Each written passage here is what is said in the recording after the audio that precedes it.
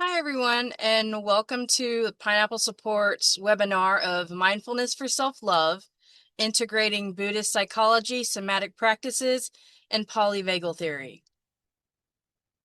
So, let's start this off. So the objectives that I hope everyone is going to learn today is how to describe the relationship between Buddhist psychology, polyvagal theory, and self-love. Identifying signs that nervous system activation, so that fight, flight, freeze, or fawn, and applying mindfulness tools to return to the grounded self-regulation. Practice at least 2 somatic techniques that support emotional safety and embodied compassion. We're going to practice more than 2. This is a very experiential type webinar. Engage in loving kindness meditation to foster compassionate inner voice. So who am I and how am I qualified to teach this? So my name is Nicki Line, or Therapist Nicki, or aka the Healing Unicorn. I'm a licensed mental health counselor in the state of Florida. I'm a certified sex therapist, a kink certified aware therapist, a geek certified therapist, therapeutic game master, and I'm a therapist for Pineapple Support. I also provide education as well. So yay, the whole I love me slide. So first, what I'm wanting people to do, since this is an experiential class of mindfulness for self-love, we're going to go over a few agreements first to support safety. You always have a choice. This is a challenge by choice exercise. You can, for this, and this is like an opening and grounding that we're going to be doing. So you can keep your eyes open if you want, or you can change your posture, pause and exercise, or step away at any time. If anything feels too intense, we're gonna try to practice titration, so doing less and slowing down, or returning to something neutral, like feeling your feet on the floor. So if you need to step away, please do. If you need to excuse yourself to go to the restroom, things like that, go right ahead and do that. This is educational and supportive. It's not necessarily therapy in and of itself. These are different somatic exercises as well as mindfulness and a few educational teachings to help you learn about self-regulation through mindfulness practice. If you notice like big emotions or trauma material, please take care of yourself. Reach out for support. So this is what we're going to do. We're going to arrive.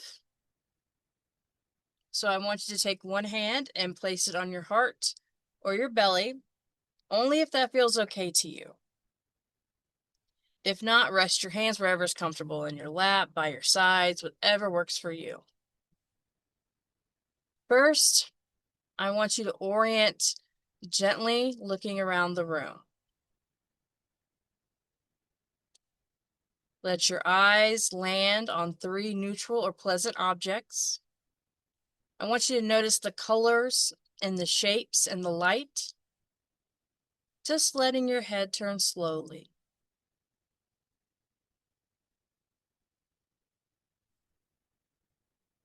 This is your nervous system gathering cues of safety. Now we're going to ground. I want you to feel your feet. Press them slightly and notice the support beneath you. I want you to notice those points of contact. Your feet, your seat, and your back. Now I want you to take 3 easy breaths. There's no need to change anything. I just want you to notice. So inhale and exhale.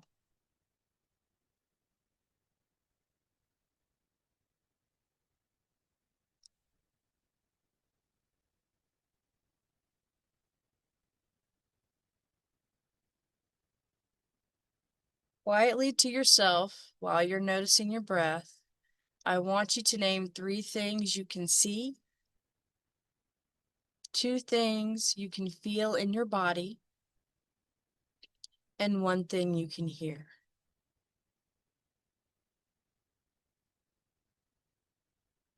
If you'd like, whisper, right now, I'm here.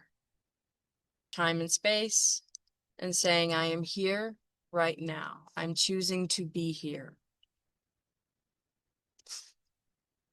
So going over our course roadmap, I gave you the objectives. So here's where we're going today on our journey through mindfulness and self-love. We're going to discuss what self-love means in Buddhist psychology and somatic work. A simple polyvagal map going over the ventral, sympathetic, and dorsal, and how mindfulness helps the vagus nerve. We're going to go over the Four Noble Truths and the Eightfold Path through a trauma-informed lens. Going to look at somatic tools, grounding, breathing, the gentle movement, and self-touch. We're going to delve into the loving kindness and the Brahmaviharas. Finally, we will integrate or learn how to integrate a daily routine that you can actually do. So self-love. In Western culture, self-love can sound like self-esteem or self-improvement. In Buddhist psychology, self-love is closer to non-harming, wise compassion, and befriending the mind, not inflating the self, but ending that inner conflict and war.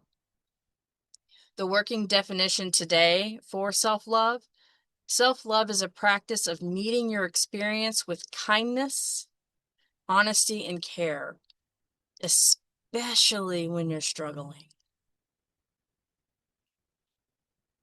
So common barriers to self-love, it's usually going to be your inner critic. It's that voice that thinks harshness will keep you safe or better.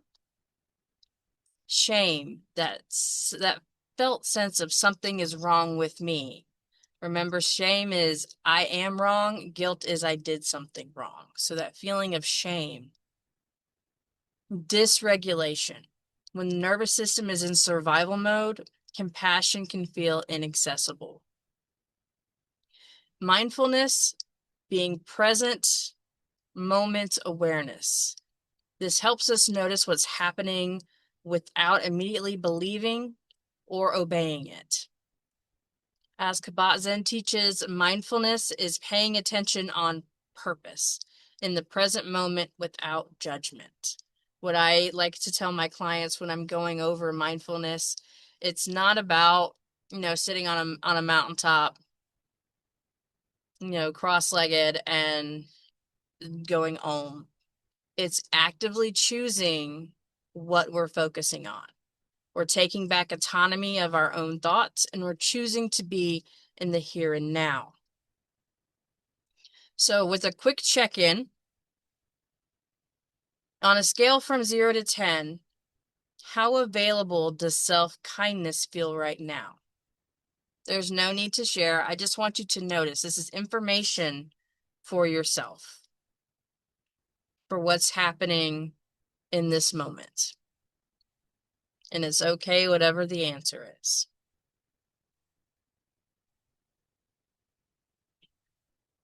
So moving on with the Polyvagal Theory and the window of tolerance. I've gone over this in a couple webinars, and I like to go over it with my clients.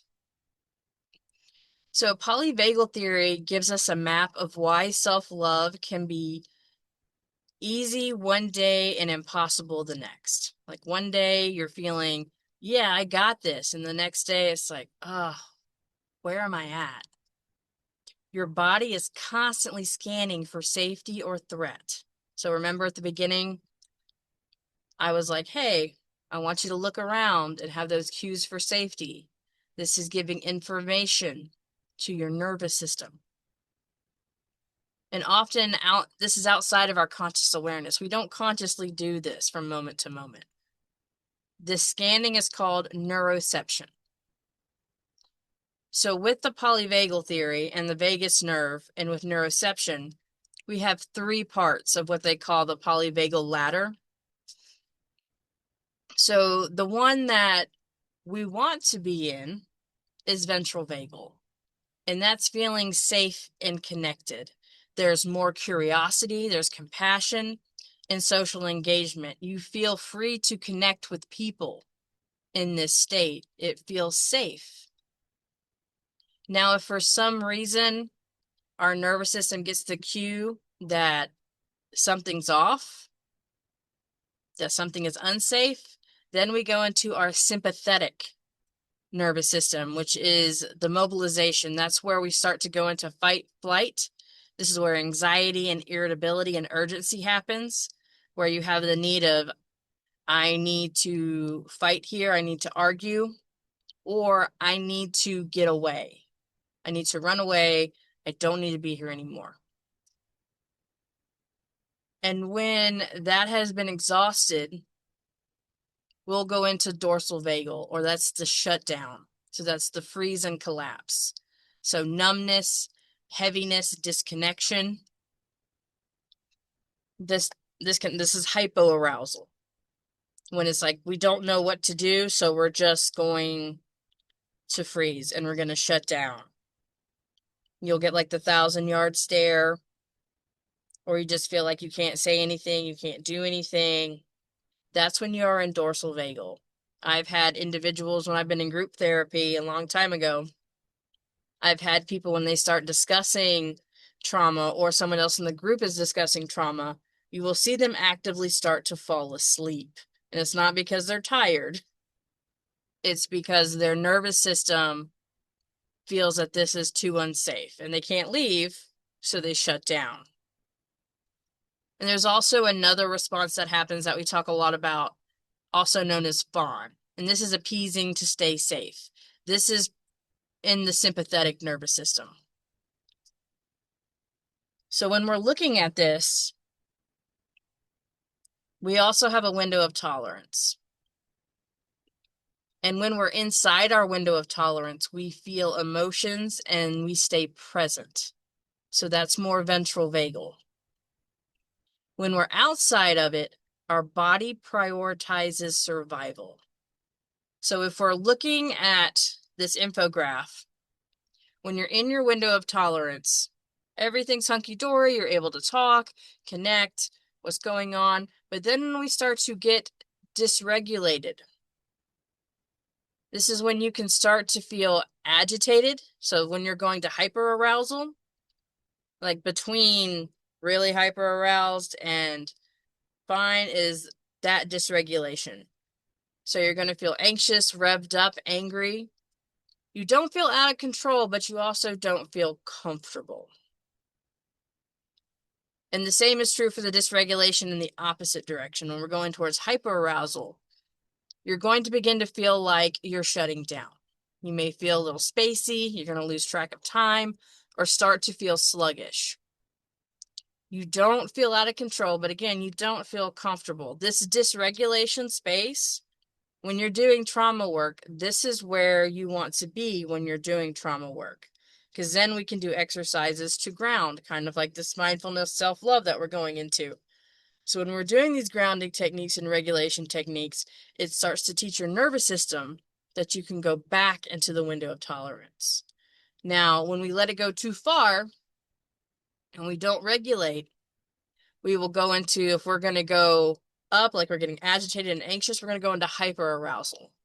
And that's when you feel extremely anxious, you're angry, or you feel out of control. Unfamiliar or threatened feelings can overwhelm you, and you might want to fight or run away. So that fight or flight. In the opposite direction, and when we go to hyperarousal, you're going to feel extremely zoned out and numb, both emotionally and physically. You're going to lose time. You might feel you're completely frozen, and it's not something you're choosing to do. Your nervous system is taking over and putting you into the freeze response. So this is the window of tolerance. And with mindfulness and these grounding tools, we're learning how to, if we get dysregulated, go back into the window of tolerance. So I would like to do a mini practice. And this is mapping your state. So with this, you're asking yourself questions. And if it feels okay to ask yourself, do I feel more opened or connected right now? Then you're probably in your ventral system. Do you feel more amped or tight or urgent? You're probably in your sympathetic. Do you feel flat, foggy, or heavy? You might be in the your dorsal vagal. And there's no wrong answer. Again, this is just information for you.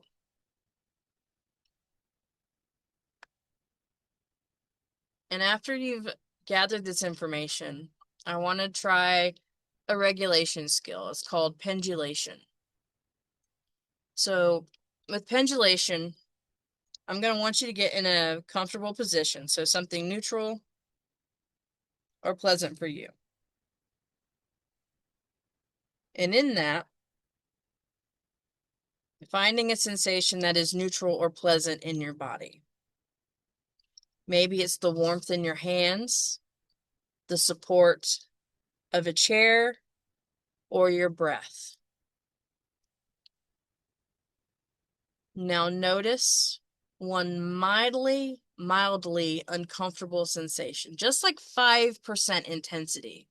Not the worst thing, but something that's slightly uncomfortable. I want you to gently move your attention back to the pleasant anchor now. Pleasant or neutral anchor. So we're teaching the nervous system, I can touch discomfort and come back to safety. Now in this, I want you to do this for about 2 to 3 minutes. So again, finding something neutral or pleasant in your body, and also noticing something that's slightly uncomfortable. Like for me, it's slightly uncomfortable in my foot, and I'm feeling pleasant and warmth in my chest. So as I'm breathing, I'm going to focus on the pleasant sensation or the neutral sensation in my chest. And then I'm going to switch to the slightly uncomfortable feeling in my foot. And now I'll come back to my chest. Now I want you to continue to do this for yourself for the next couple of minutes.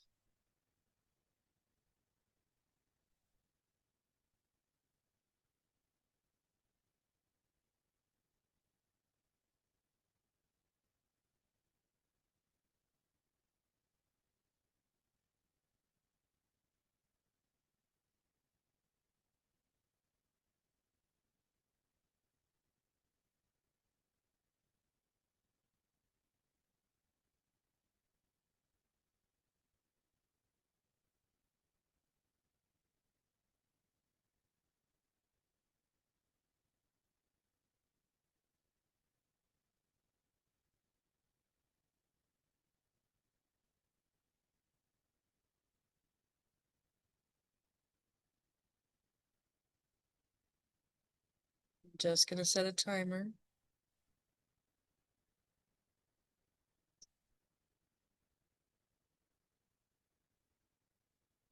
for the last minute. Remember focusing on the neutral and pleasant, then moving back to the slightly uncomfortable. Just noticing its information.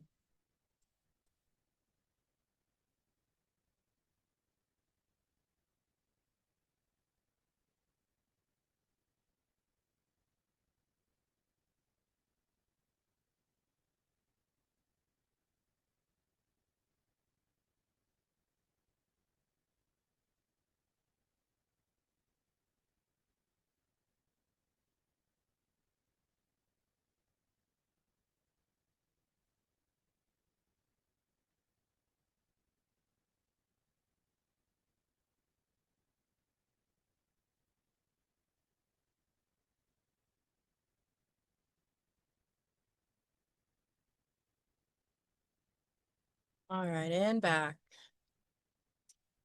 Awesome. I hope you were able to focus and go back and forth. This is a really good regulation skill. Remember, we're trying to catch things as we're getting dysregulated, not before we get out of control. And how is this tying in with Buddhism? So Buddhist psychology begins with honesty, not blame. The Four Noble Truths are the core teaching of Buddhism, providing insight into the nature of suffering and the path to liberation. They serve as a framework for understanding human existence, the means to achieve enlightenment. So a phrase that I was taught for Buddhism is when we're saying something or trying to recite history as it was told to me. So as it was told to me, Gautama, who later became Buddha, left his palace and saw an old man, a diseased man, and a decaying corpse. And in this, Gautama realized in our lives includes struggle, anguish, and pain. So as we're going through the Four Noble Truths, the first noble truth, dukkha, is the truth of suffering. There is suffering. This truth acknowledges that suffering is an inherent part of life. It encompasses various forms of dissatisfaction, including pain, loss, and unfulfilled desires. Through a trauma-informed lens, suffering includes what happened to us, what we learned to do to survive, and what it costs our bodies now. With the second noble truth, known as samudaya, is the truth of the origin of suffering, and it stems from greed, ignorance, and hatred in our minds. This truth identifies craving and attachment as the root cause of suffering. It emphasizes that desires lead to a cycle of dissatisfaction and pain. Suffering has causes often craving, clinging, and aversion. From a nervous system point of view, craving can be the body reaching for safety, certainty, or relief. The aversion can be the body trying to avoid the threat. The third noble truth is nirodha, is the truth of the cessation of suffering. This truth asserts that it is possible to end suffering by relinquishing cravings and attachment. Achieving this state leads to liberation and peace. By doing this, it's bringing on nirvana or an awakening. And there is a path to ease the suffering. And it's not instant perfection, it's a direction. And the fourth noble truth, which is the path to the cessation of suffering, is magga. This truth outlines the Eightfold Path as the means to overcome suffering. It includes ethical conduct, meditation, and the development of wisdom. So in the Eightfold Path, you have what is the right view, or understanding the Four Noble Truths and the nature of reality. The right intentions, cultivating wholesome intentions such as compassion and non-attachment. And those are the wisdom. Getting into the ethical conduct, the right speech, speaking truthfully and kindly, avoiding harmful speech. Right action, engaging in ethical behavior and actions that do not harm others. The right livelihood, earning a living in a way that does not cause harm to others. And then the other ones are with mental discipline. You have the right effort, Diligently cultivating positive states of mind and abandoning negative ones. Right mindfulness, being fully aware and present in the moment, observing thoughts and feelings without judgment. The right concentration, developing focused and tranquil states of mind through meditation. For the self-love piece, we're going to focus on the right view, which is seeing clearly. An example of this would be, this is shame.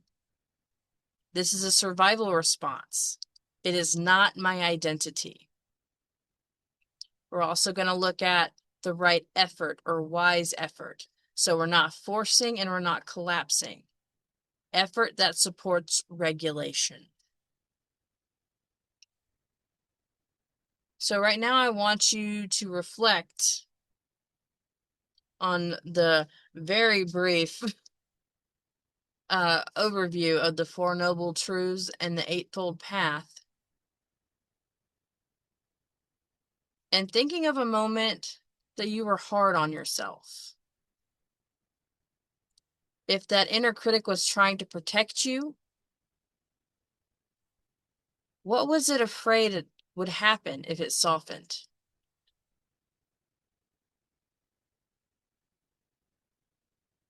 And just give you a moment to think about it.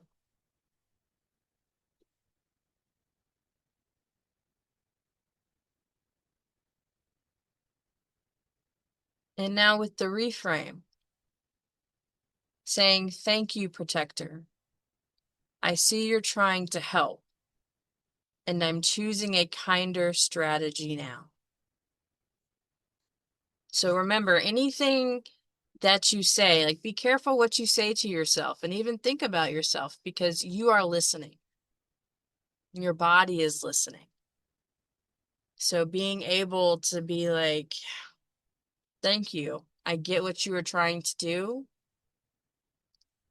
And I'm choosing another path now, and it's okay.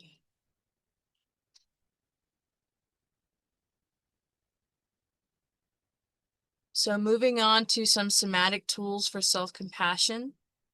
We're going to look at grounding, some vagal toning, gentle movement, a transition to Metta, and the Brahmaviharas of working with self-compassion. So first with grounding and orienting, just like we did in the beginning. Let's reset the orienting again. So I want you to slowly look around, just like we did before. And I want you to name 3 cues of safety or neutrality that you're seeing. So just slowly scan. Like for me, it would be my modem. You see my computer monitor. And my couch space. And after naming those 3 cues, I want you to feel your feet. And I want you to press down gently with your feet onto the ground. Breathe in. When you breathe out, I want you to lengthen your exhale.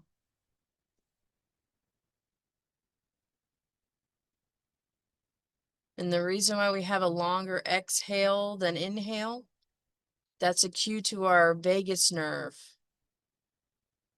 that we're safe. It's safe enough to breathe out. Because when we're in survival mode, sometimes you even forget to breathe at times. And for, let's say, like prey animals, it's really hard. Or if you're watching horror movies or if you're scared, sometimes we do this because we don't want the predator or whatever is out there to find us. So when we can have that long exhale, it's signaling to our body that we are safe.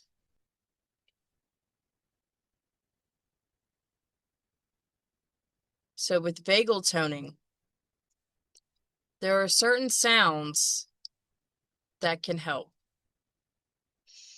along with breath.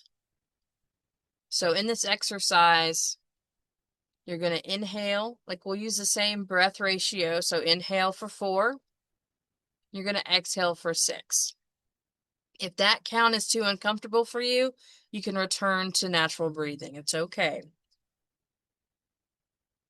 So we're going to do the breathing. So inhale, 2, 3, 4, and exhale, 2, 3, 4, 5, 6. I want you to keep doing this for about 5 rounds.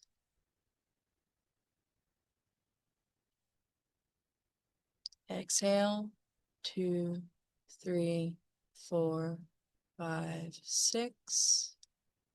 Inhale, 2, 3, 4. Exhale.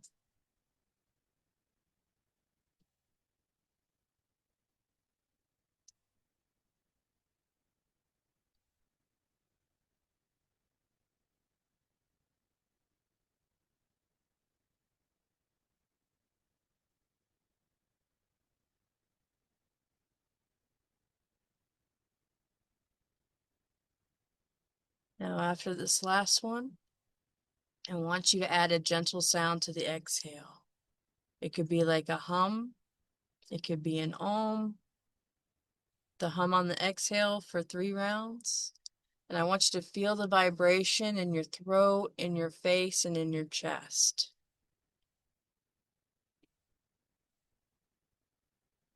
Now add the sound. Om. Inhale.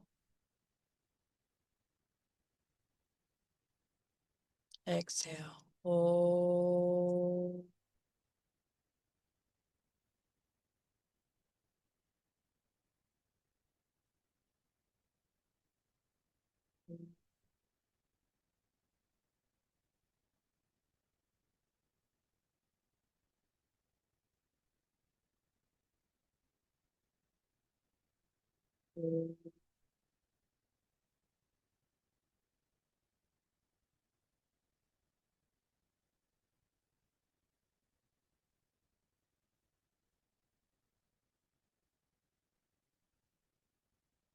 Now notice how your body's feeling now. Are you feeling relaxed? Are you feeling neutral? Are you feeling lighter? How is your body feeling? Checking in there. Remember, there's no wrong answer. This is information.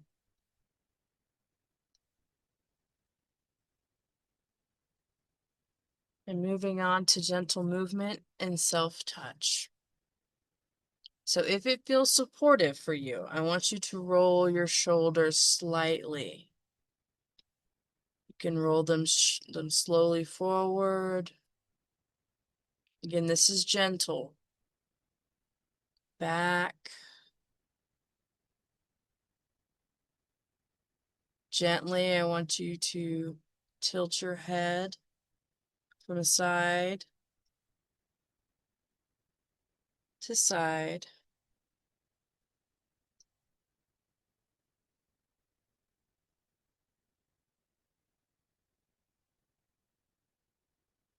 Coming back to neutral. Now I want you to place a hand on your upper arm and offer a squeeze, like a supportive hold. Or if this doesn't feel good to you, place a hand on your cheek. And I want you to say quietly to yourself, I am here with you. I am here with you. And I want you to notice what happens in your body. Is there anything softening? Is there a resistance? Is there any numbness? And everything is allowed. It's okay. Again, information. This allows you to know What's going on for you?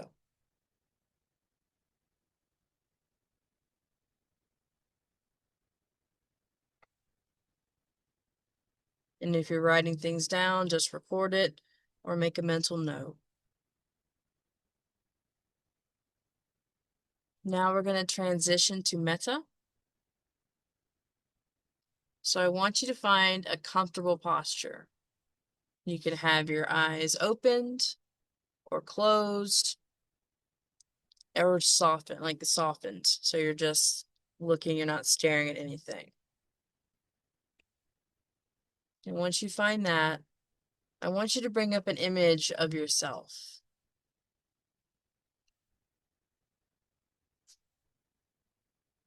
So we're not trying to force self-love here. We're just practicing friendliness. And if love is feeling too big, try, may I be kind to myself. And as you're bringing up this image of yourself, maybe it is as you are now, or as a younger you who needed care at the time.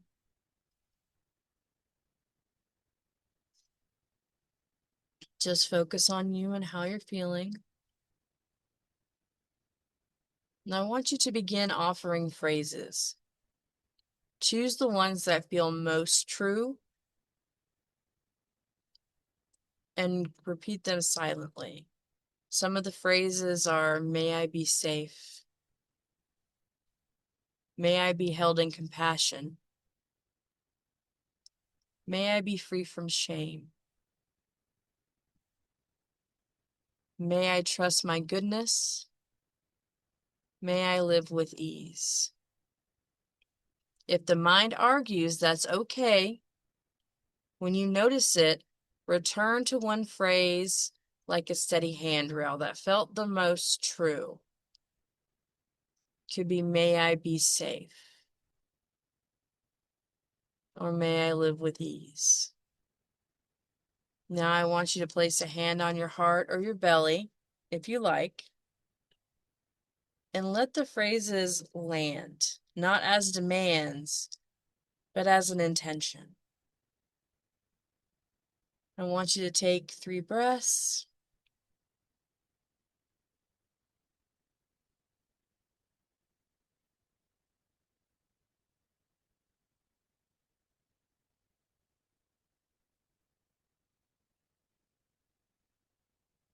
And as we're here, I'm going to give you a couple minutes just to repeat the phrase that feels the most true to yourself. You don't have to say it aloud. And those phrases can be, may I be safe. May I be held in compassion. May I be free from shame. May I trust my goodness. May I live with ease.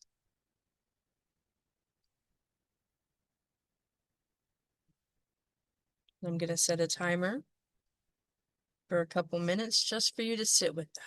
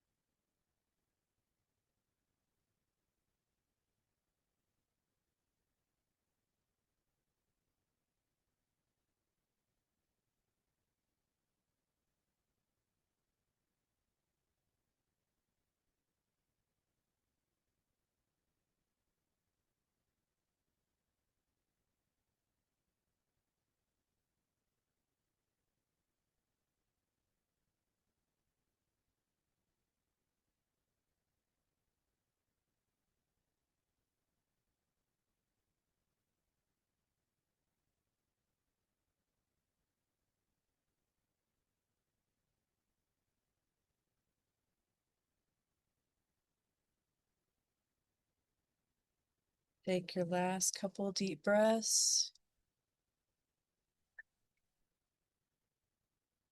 And open your eyes when you feel ready. I want you to just notice how your body's feeling now. Again, information, write down or keep it, just make a note of it.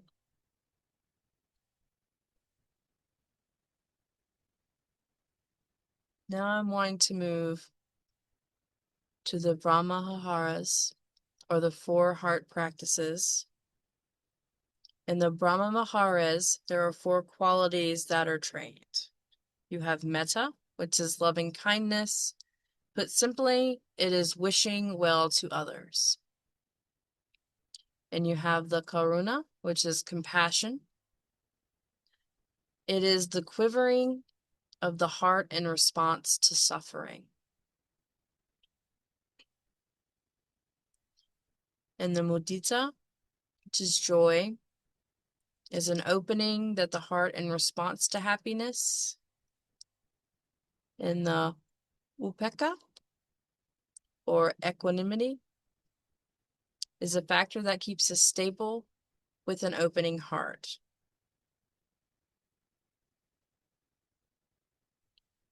And I want us to do each of these for about 2 minutes. Like I said, this is a lot of experiential stuff today. And I will have a timer going. So again, for the next 2 minutes, I want you to focus on Metta, which is, as I've heard it said, feels like the sun at noon. I want you to recall a moment you felt warmth, however small, and notice where that lives in your body. And just focus on that for 2 minutes. A moment where you felt warmth, however small it could have been, and noticing where it lives in your body.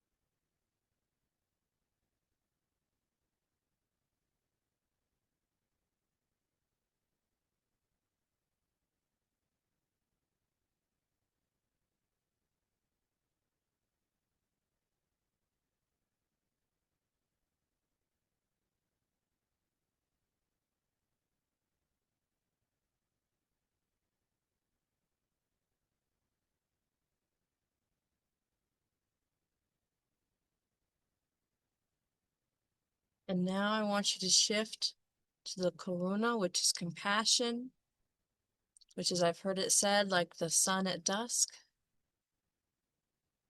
Place your hand where you feel tension. Wherever you're feeling tension in your body, it could be your jaw, your knee, your abdomen, your head. And I want you to offer, this is hard, and I am with you. Just placing your hand wherever you're feeling tension. For me, it's my knee right now. Just placing a hand on wherever that tension is, and offering either out loud or internally, this is hard, and I'm with you.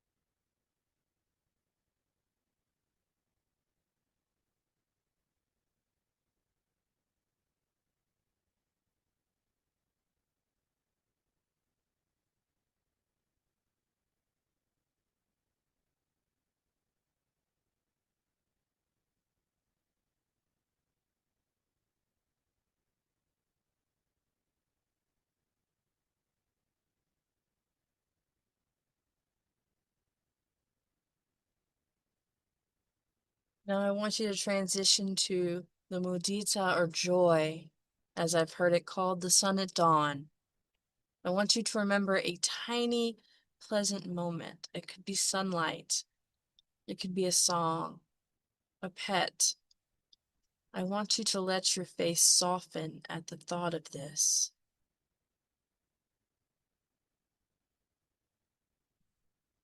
Again, remembering a tiny, pleasant moment, whatever that was for you. Feeling the sun, a cool breeze, a song that you've heard that brought you joy, a loving companion, and let your face soften at the thought of it. And just focus on that for the next minute.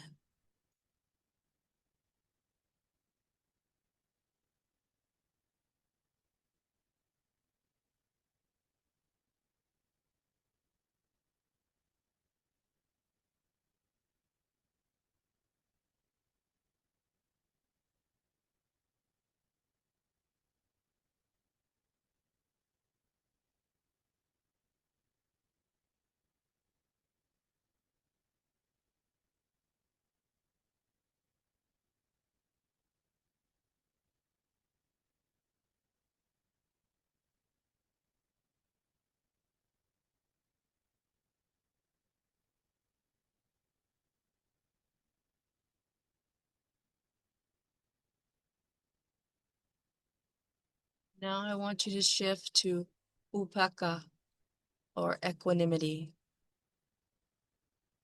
I want you to feel your breath as you're inhaling and exhaling. And I want you to say to yourself, either internally or aloud, this too belongs. It's not approval. It's just allowing the reality to be here.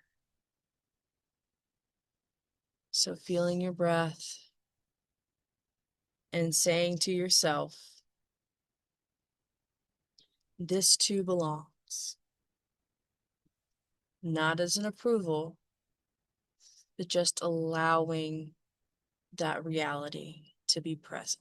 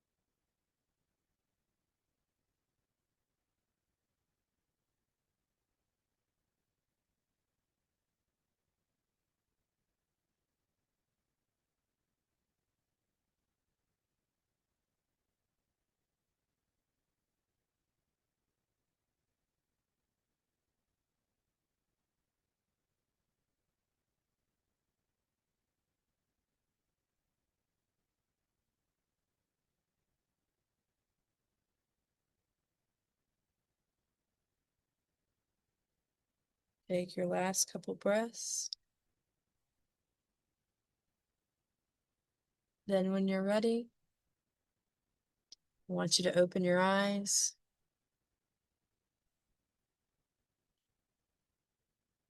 And here are a few journal prompts for yourself. We don't have to do this right now, but you're welcome to jot a few things down. One of the journal prompts is, when I offer myself kindness, I notice. What are you noticing? What are the sensations in your body? What are the emotions and what are the thoughts that come up with that? Again, it's information. There's no right or wrong answer. Another journal prompt, the inner critic shows up as, and it's trying to protect me from.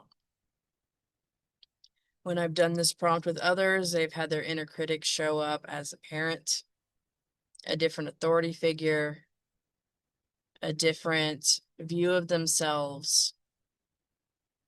And what is it trying to protect you from? Another journaling prompt is a self-love cue I can practice this week is, and it doesn't have to be a big thing. It could be I'm just offering myself space for a moment to ground. I'm giving myself time to acclimate somewhere.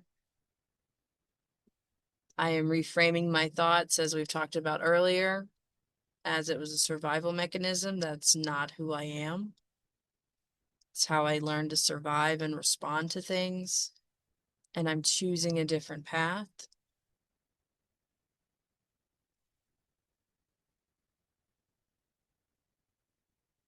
And now, how do we integrate what we have just learned, and what are the next steps? So let's make this very practical. A very simple daily ritual that you can do in 3 to 5 minutes. Because you want to set yourself up for success, not failure. If you feel like you can only stay present for, let's say, 5 minutes, then let's make it 3. If you feel like you can only stay present for 3, give yourself 2. This way we're slowly integrating it into our lives. It's not a huge change. It's not a big shift. And we're allowing ourselves success. So first, again, like we've done before, you're orienting and you're looking around. Name the 3 neutral or safe cues. And typically what I have my clients do, I call these anchors, is find some in every room. At least 3 in every room that you're in consistently.